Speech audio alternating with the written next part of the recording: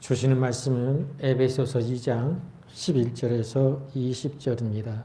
신약성경 311쪽입니다.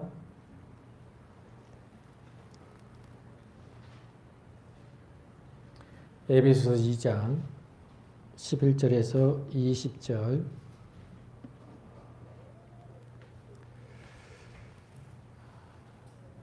신약성경 311쪽.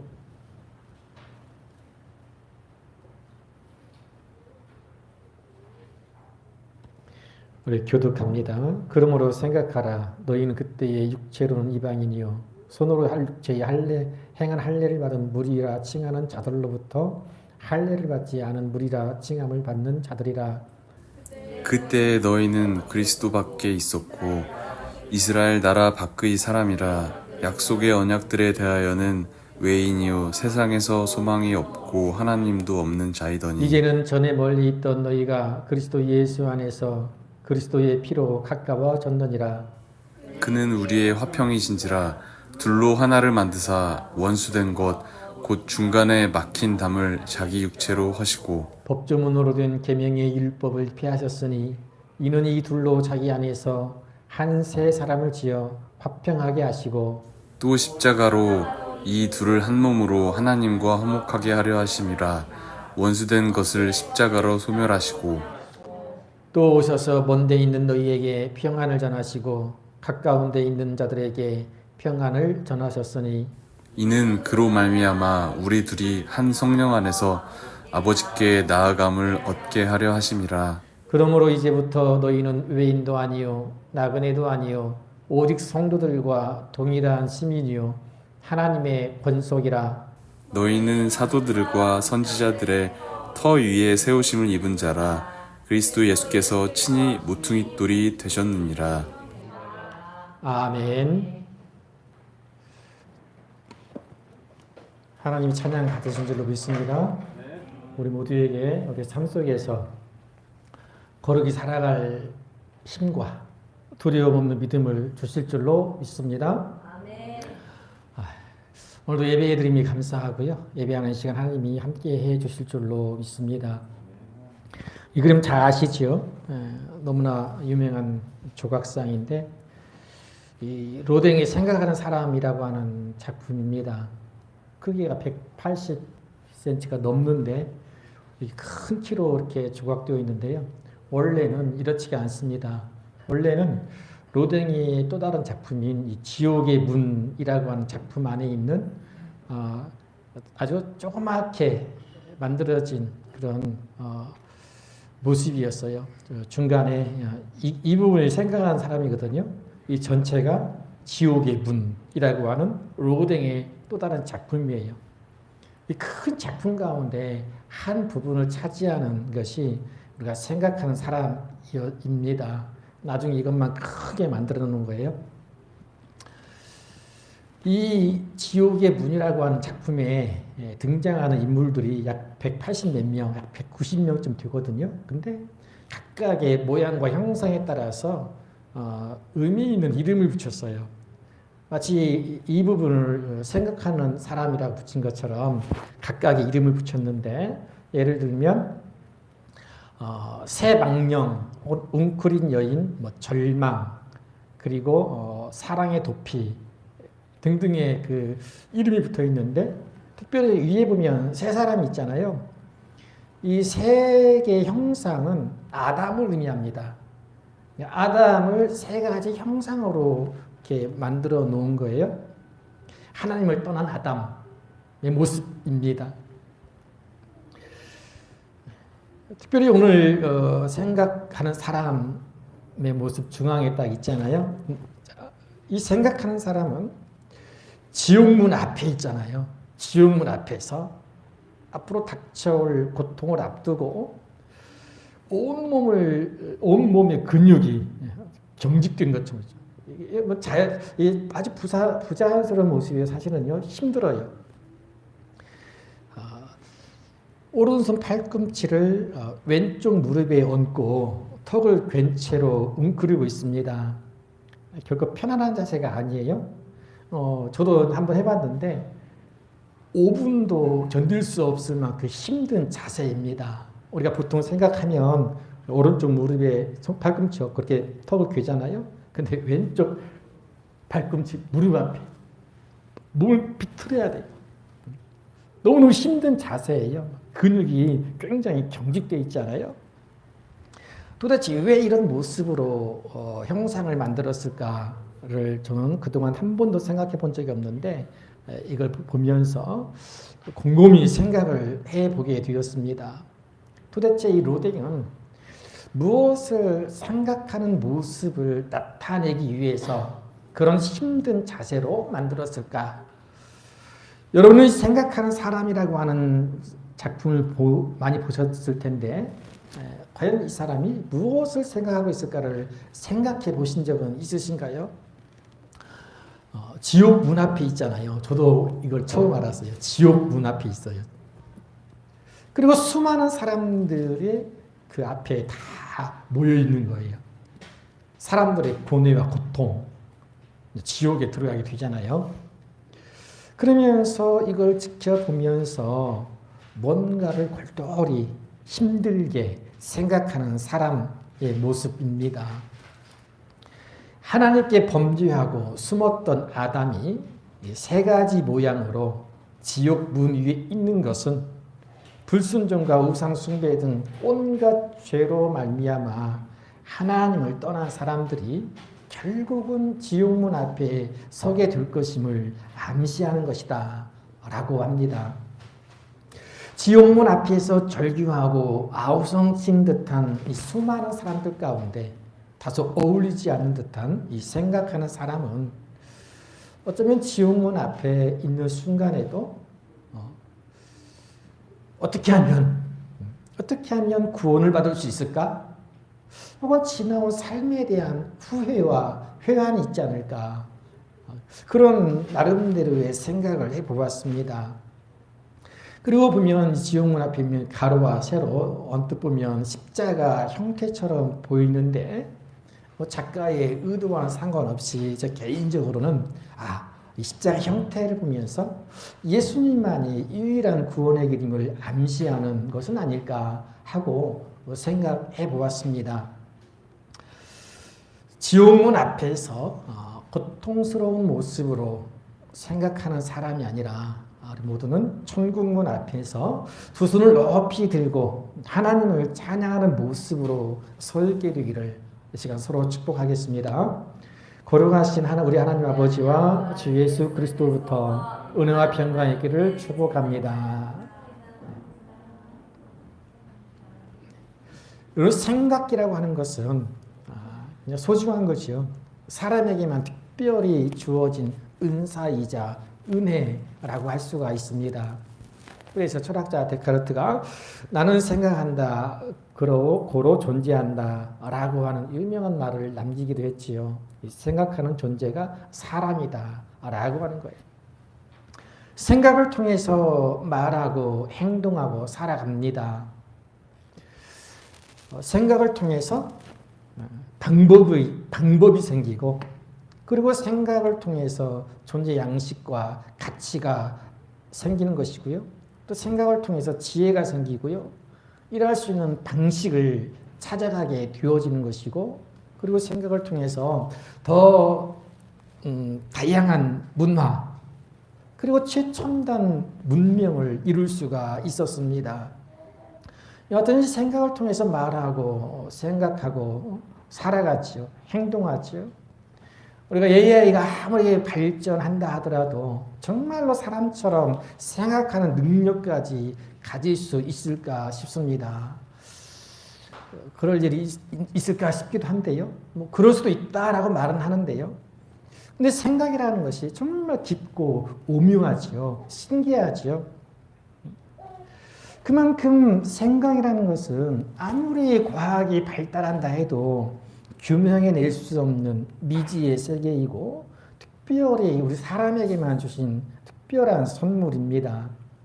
우리가 이 생각이라는 그 개념에 대해서 오늘 어떻게 생각이 만들어지는지는 잘 알지 못해도 우리는 끊임없이 생각하고 살아가기 때문에 무엇을 생각하는가가 참으로 중요합니다.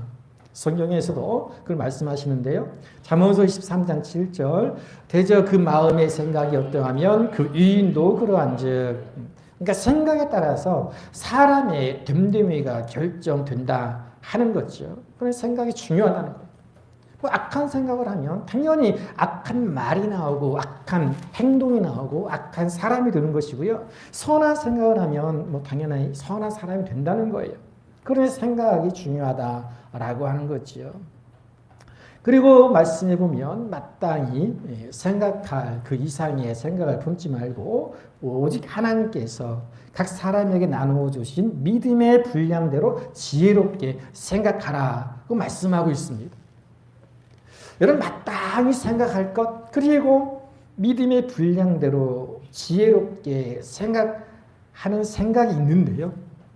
그 중에 가장 큰 그 대표적인 것이 믿음이라고 생각합니다. 믿음이라고 하는 단어를 보니까 이런 의미가 있더라고요. 다른 사람의 동의와 관계없이 확고한 진리로서 받아들이는 개인적인 심리 상태를 말합니다. 즉 확고부동한 생각이에요. 그래서 믿음은 이 하나님의 살아계심과 함께 하심에 대해서 예수 그리스도의 십자가 사랑에 대하여 그리고 믿음으로 구원받는 것에 대해서 내 기도를 응답하시는 하나님에 대하여서 그리고 성경 66권의 말씀에 대하여 의심하지 않는 생각, 확신하는 생각입니다. 자, 그런가 하면요. 이 지혜로운 생각과는 반대로 어리석은 생각, 불신의 생각도 있습니다. 우리가 성경에서 찾아볼 수 있는 그 대표적인 예가 마귀가 가룟 유다에게 심어준 생각이지요. 요한복음 13장 2절에 마귀가 벌써 시몬의 아들 가룟 유다의 마음에 예수를 팔려는 생각을 넣었더라 그랬어요.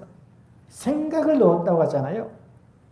그리고 그 생각대로 유다는 예수님을 배신했고 급기야는 마태복음 27장 5절 유다가 은을 성수에 던져놓고 물러가서 스스로 목매어 죽은지라 그랬어요. 결국은 마귀가 심어놓은 의심과 불신의 생각에서 벗어나지 못해 가룟 유다는 비참한 최후를 맞이한 것입니다. 악한 마귀가 개인의 삶이든 가정이든 교회든 믿음의 공동체를 무너뜨리기 위해서 쓰는 전략 전술은 대단한 게 아니라는 거예요.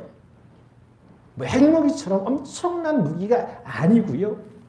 의심이라는 아주 작은 생각을 심는 거라는 거예요. 이런 작은 의심이 자라서 불신이 이루어지고 원망하고 배신하고 저주에 이르게 하고요. 결국은 사탄의 계략대로 파탄에 이르게 하는 것이니 이 의심이라고 하는 악한 생각은 마귀가 즐겨 쓰는 아주 치명적인 독과 같습니다. 제가 아는 지인 가운데 한 분이 현재 진행형인데요. 이런 부부간에 혹은 뭐 부부간이 아닐지라도 어떤 관계에 있어서 의심하는 것은 굉장히 큰 병이랄까요? 독과 같은 해악이 있어요. 특별히 의처증, 의부증이나 배우자를 의심하는 것이 얼마나 큰 불행을 가져오는지를 보고 있어서 지금도 안타까운 마음을 금치 못하고 있습니다. 아무리 변명해도 아무리 설명해도 아무리 합리적으로 증거를 내밀어도 그 의심하는 마음을 바꾸지 않더라고요. 그러니 얼마나 힘들고 어려워하는지 고통스러워하고 있는지 제가 직접 보면서 정말 의심이라는 것이 너무나 무서운 것이다 하는 것을 제가 보고 있는데요. 그러면서 내린 결론, 의심이라는 것은 마귀가 주는 가장 악한 생각이다 라고 하는 것, 가장 어리석은 생각이다 라고 하는 거죠. 여러분, 의심이라는 생각은 마귀가 주는 아주 악한 생각인 줄 믿으시고 예수님의 이름으로 뿌리채 뽑아내실 수 있기를 바랍니다. 아멘. 에레미야 29장 11절에 여호와의 말씀이라 너희를 향한 나의 생각을 내가 아나니 평안이요 재앙이 아니라 너희에게 미래와 희망을 주시는 것이니라. 아멘. 나를 향한 하나님의 생각은 평안이고 미래와 희망을 주는 것인 줄로 믿고 이 하나님의 생각대로 평안과 희망찬 미래의 주인공들이 되실 뿐 아니라 이 믿음의 분량대로 생각하는 지혜가 있기를 주님의 이름으로 간절히 축복합니다. 자, 본문의 말씀에서 사도 바울은 또 다른 차원에서 그러므로 생각하라고 말씀합니다. 같이 해볼까요? 그러므로 생각하라. 그러므로 생각하라. 생각하라고 하는데 영어 성경은 리멤버 기억하라. 그리고 헬라 원어 무네모니오라고 하는데요. 기억을 더듬다라고 하는 거예요. 기억은 과거에 대한 일이잖아요. 그리고 회상하다, 기억하다라고 하는 의미예요. 자, 이를테면 이 베드로가 예수님께서 네가 다 울기 전 3번 나를 부인할 것이다 라고 하신 말씀이 생각나서 과거가 예수님 말씀이 생각이 났어요. 그리고 밖에 나가 심히 통곡하니라고 말씀하시는데 예수님의 말씀을 생각할 때 현재의 잘못된 나의 위치와 나의 자세와 이 삶의 모습 등을 깨닫고 회개하는 것이죠. 예수님의 말씀을 늘 생각하는 것이 회개함으로 날마다 새롭게 되어지는 기름을 믿으시고 언제 어디서나 예수님의 말씀을 생각하고 그 말씀을 표대로 삼으시는 지혜가 있기를 축복합니다. 생각의 개념이죠. 그런가 하면 요한계시록 2장 5절에 보면 또 이런 말씀도 있습니다. 그러므로 어디서 떨어진 일을 생각하고 회개하여 처음 행위를 가지라. 만일 그리하지 아니하고 회개하지 아니하면 내가 내게 가서 내 촛대를 그 자리에서 옮기리라. 아멘. 이 말씀에도 보면 예수님께서 어디서 떨어졌는지, 즉 언제 어떻게 해서 믿음에서 벗어났는지, 실족했는지, 어떻게 주님을 배신하고 어떻게 주님을 떠났는지를 생각하고 회개하라고 하셨습니다. 여러분, 회개하는 것이 곧 처음 믿음을 회복하는 거죠.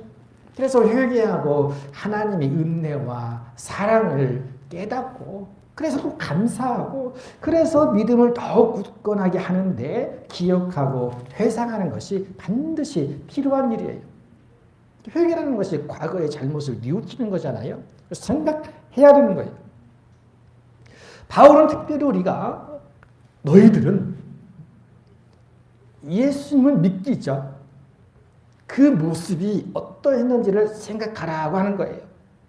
그때에는 그러니까 예수를 알기 전에는 어떤 사람이었냐라고 하는 것 생각하라고 하는데요.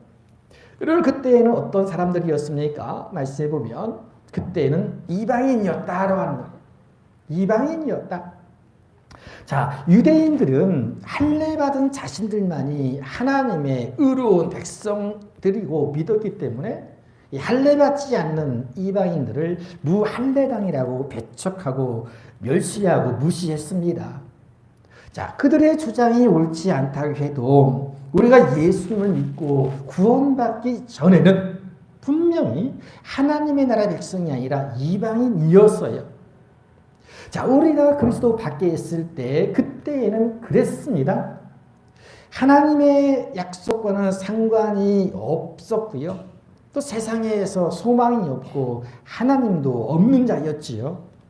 그때에는 하나님의 심판으로 영원한 사망 선고를 받을 수밖에 없는 완전한 절망뿐이었고 그야말로 소망 없는 존재였다라고 하는 거예요. 그랬던 그때를 너희는 생각해 보아라고 하는 거지요. 그때는요, 우리는 끊임없이 무엇을 먹을까, 무엇을 마실까, 무엇을 입을까를 염려했었고요. 그때에는 두려움 속에서 벗어나지 못했던 때입니다.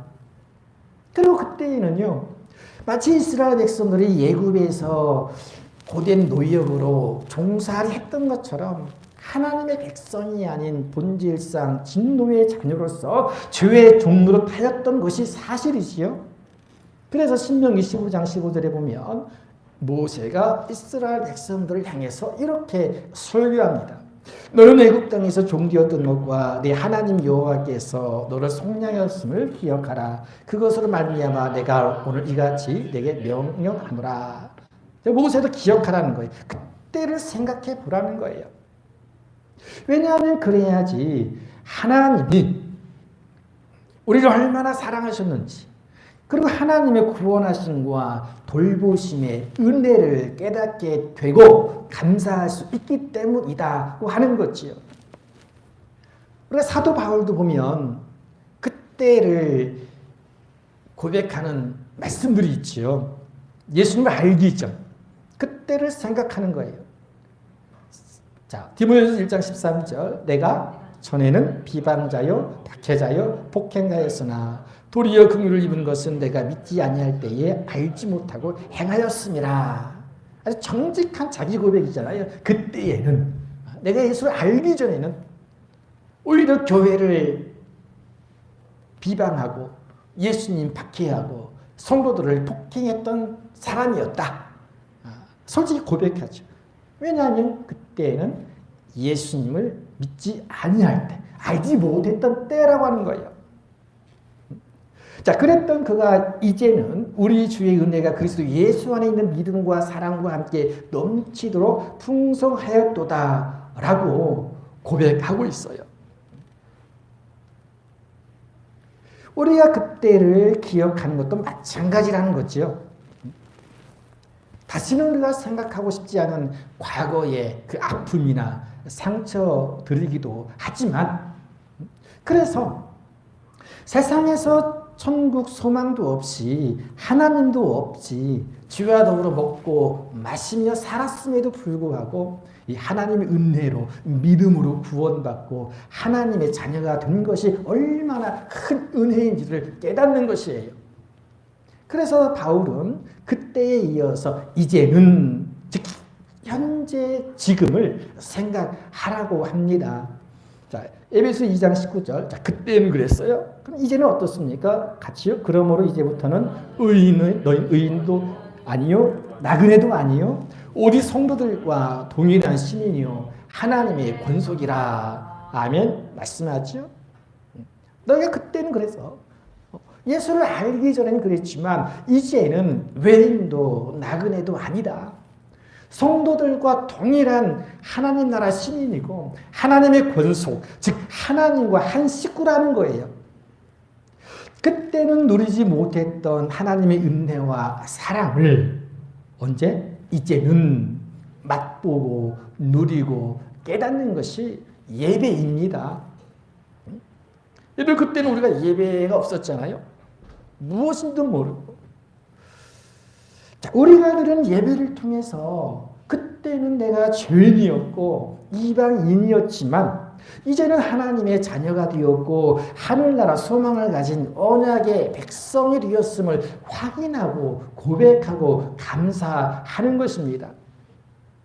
예배를 통해서 그 생각, 그 믿음을 굳건하게 하는 거예요.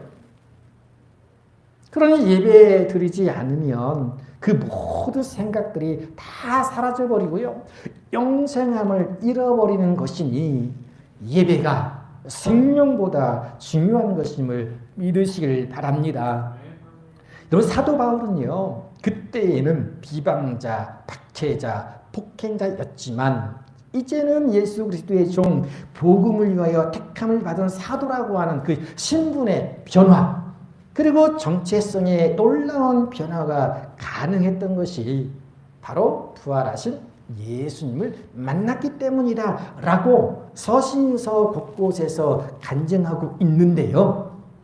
자, 본문에서도 죄와 사망의 법 아래 놓여 있었던 그때를 벗어나서 이제는 생명과 성령의 법 아래 살게 된 것은 다름이 아니라 예수 그리스도 때문임을 말씀하고 있습니다. 자, 2장 13절 말씀. 이제는 전에 멀리 있던 너희가 그리스도 예수 안에서 그리스도의 피로 가까워졌느니라 하면 바로 예수님의 십자가 보혈의 공로다라고 하는 거예요. 그동안 그때에는 죄 때문에 하나님으로부터 가장 멀리 떨어져 있었지만 그 죄의 문제를 예수님께서 십자가에 못 박혀 죽으시고 흘리신 피로 인해서 어떻게 막힌 담이 무너졌다. 그리고 하나님과 화평을 이루게 하셨을 말씀하고 있어요. 그리고 이어서 보면 그는 우리의 화평이시다. 둘로 하나를 만드셨다. 율법을 폐하셨다. 하나님과 화목하게 하려 하심이라 평안을 주셨다. 아버지께 나아감을 얻게 하려 하심이라 고 말씀하는 거죠. 그러니까 예수 그리스도의 십자가를 통해서 그때에는 이라고 하는 환경에서 벗어나서 이제는 하나님의 은혜를 누리게 되었다라고 하는 말씀입니다. 자, 요한복음 1장 12절에 보면 이런 말씀이 있죠. 영접하는 자 곧 그 이름을 믿는 자들에게는 하나님의 자녀가 되는 권세를 주셨으니 아멘. 자, 예수 그리스도를 구주로 영접하고 하나님의 자녀가 된 사람들이 누리는 놀라운 은혜를 말하는 거예요. 예수님이 친히 모퉁이 돌이 되어주심으로 믿음으로 연결되어 든든한 믿음의 공동체를 이루게 된 줄로 믿습니다. 여러분은 과거를 생각하고 회상하는 것이 불신자들에게는 더 큰 상처와 아픔을 주고 더 큰 두려움과 우울증에서 벗어나지 못하는 원인이 되지만 우리 믿음의 사람들에게는요, 이제는 감사와 찬양과 영광을 드리는 이유가 됨을 믿습니다. 에베소 2장 22절에 보면요, 너희는 성령 안에서 하나님의 거하실 처소가 되기 위하여 그리스도 예수 안에서 함께 지어져 가느니라고 말씀합니다. 온갖 죄악과 더러운 생각으로 가득 찼던 내 마음, 그리고 부정적이고 암울했던 내 마음에 그 어둠의 그늘을 걷어주시고 성령이 거하시는 거룩한 성전으로 지어져 가게 하시니, 그러므로 생각할 때에 범사에 감사하고 또 항상 기뻐할 수 있는 그런 신비를 체험하실 수 있기를 간절히 바랍니다. 무엇보다 가장 지혜로운 생각 두 가지가 있어요. 히브리서 3장 1절 말씀. 그러므로 함께 하늘에 부르심을 받은 거룩한 형제들아, 우리가 믿는 도리의 사도이시며 대제사장이신 예수를 깊이 생각하라. 예수를 깊이 생각하라. 그리고 또 하나의 생각, 베드로전서 2장 19절. 부당하게 고난을 받아도 하나님을 생각함으로 슬픔을 참으면 이는 아름다우나. 다시 한번 읽어볼까요? 부당하게 고난을 받아도 하나님을 생각함으로 슬픔을 참으면 이는 아름다우나. 아멘. 이 말씀이 와닿지 않습니까? 우리가 살아가면서 부당한 고난, 억울한 일 많이 당하지요. 많이 슬퍼할 일이 많이 생깁니다. 그런데 하나님을 생각하라는 거죠. 하나님이 얼마나 나를 사랑하시는지, 하나님이 결국은 협력해서 선을 이루게 하신 분이심을 믿고 생각하는 거예요.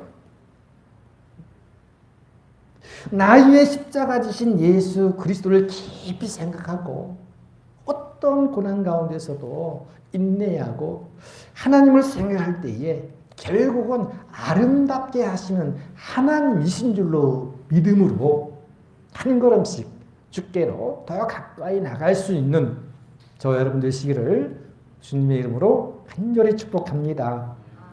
거룩하신 아버지, 은혜와 사랑을 감사합니다. 하나님 아버지, 이 시간에도 하나님의 거룩한 이름을 두시려고 세우신 혁신동신교회 가운데 여전히 하나님 마음과 눈길이 머물러 계시는 성전 가운데 사랑하는 성도들 함께 모여 예배드리게 하시니 감사합니다. 이 예배를 통해서 우리가 예수를 알기 전 그때에는 죄 가운데 먹고 마셨던, 그리고 소망 없이 살았던, 하나님 없이 살았던 우리의 모습들이 있었음을 기억합니다. 이제는 예수 그리스도의 십자가 은혜로 구원받고 하나님의 자녀가 되고 하나님의 권속이 되었으며 하늘나라 시민이 되었고 소망 가운데 살아갈 수 있음을 감사합니다. 좋으신 아버지 하나님, 우리가 그러면 늘 생각함으로 나를 사랑하시는 하나님의 그 크신 사랑을 감사하며 깨닫고 누릴 수 있는 저희가 되게 하여 주옵소서. 거룩하신 아버지 하나님, 특별히 우리의 대제사장이신 예수님을 깊이 묵상하고 생각하여 주옵소서. 하나님의 말씀을 늘 생각함으로 현재 내 삶의 자리를 점검하며 내가 지금 똑바로 살고 있는지, 내가 지금 하나님 말씀대로 순종하며 살고 있는지를 돌아볼 수 있는 지혜가 있게 하여 주옵소서. 날마다 말씀으로 채찍질하여서 정말 주님이 원하시고 주님이 기뻐하시는 삶의 길을 걷게 하여 주시옵소서. 특별히 아버지 하나님, 어떤 고난 가운데서도 많은 슬픔들이 있을지라도 하나님을 생각을 함으로 말미암아 결국은 아름답게 이루어 주시는 하나님이심을 믿습니다. 그 하나님 바라보고 하루하루 믿음의 일 걷는 저희가 되게 하여 주옵소서. 감사드리며 예수님의 이름으로 기도하옵나이다. 아멘. 같이 합니다. 거룩하신 하나님의 아들 예수 그리스도시여, 그때를 생각하는 것이 이제는 범사에 감사하고 항상 기뻐할 수 있는 은혜가 되게 하옵소서. 아멘.